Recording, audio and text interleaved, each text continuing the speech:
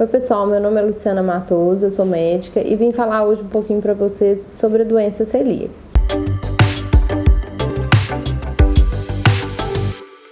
Então a doença celíaca é uma doença que acomete o intestino, primariamente, uma doença relacionada ao glúten.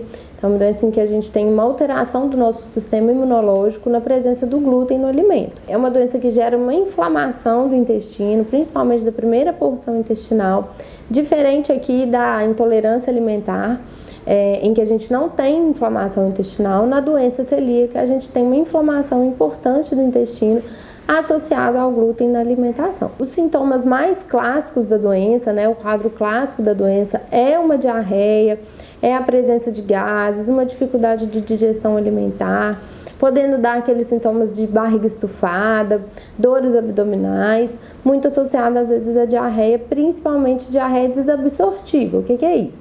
É o intestino que está ali inflamado, não consegue absorver os nutrientes que ele deveria absorver, e aí a gente tem perda de vitaminas nessa alteração intestinal, levando assim a deficiência de ferro, deficiência de vitamina D, deficiência de zinco e anemia nos casos mais avançados. Então esse é o quadro clássico da doença, mas a gente tem também os sintomas não tão óbvios, a doença celíaca que às vezes é tardiamente diagnosticada, que não é pensada, que a gente sempre deve considerar. Então, quando a gente tem uma anemia, então você vê um exame de sangue que tem uma anemia que não tem uma causa justificada, como perda sanguínea, então tem que pesquisar a doença celíaca. Então, dermatites, então aquela pessoa que tem dermatites, principalmente que parecem herpes na pele, é um dos sintomas de doença celíaca. Abortos, mulheres que têm dificuldade de engravidar aí na idade fértil, ou abortos de repetição, pode estar ligado também à doença celíaca. E as outras carências nutricionais, que em quadros muito avançados podem chegar até a deficiências neurológicas. Então, perda de memória, sensação de formigamento nas pernas, nos braços, queda capilar.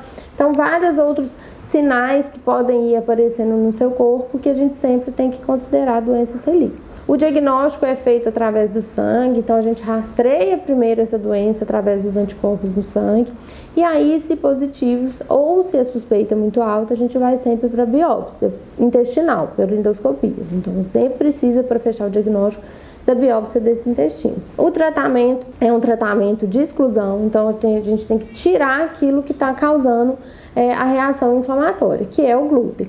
Então tem que ser uma exclusão completa, não pode ter nenhum traço. Às vezes os alimentos são manipulados no mesmo lugar, então você fez um alimento com glúten num lugar e vai fazer um sem glúten, aquele alimento pode estar contaminado e pode manter a doença ativa. Lembrando que pessoas que têm já alguma doença autoimune, então a tireoidite de Hashimoto, que leva ao hipotireoidismo, diabetes, podem estar relacionados a essa doença, e pessoas que têm um parente de primeiro grau. Então, se você tem um irmão, se você tem uma mãe celíaca, a gente sempre deve pesquisar essa doença por causa da grande associação e da grande influência genética, uma predisposição genética a essa reação ao glúten. Então, fique atento, sempre que tiver alguns desses sintomas, procure um médico e sempre converse com o seu médico sobre essa possibilidade diagnóstica se você tem alguns desses sintomas. Eu falei um pouquinho aqui da doença, é uma doença muito extensa, é um tema que eu gosto muito, e qualquer dúvida, qualquer sugestão, pode me mandar, que eu estou aqui aberta para receber e ajudar e orientar vocês em tudo que for preciso.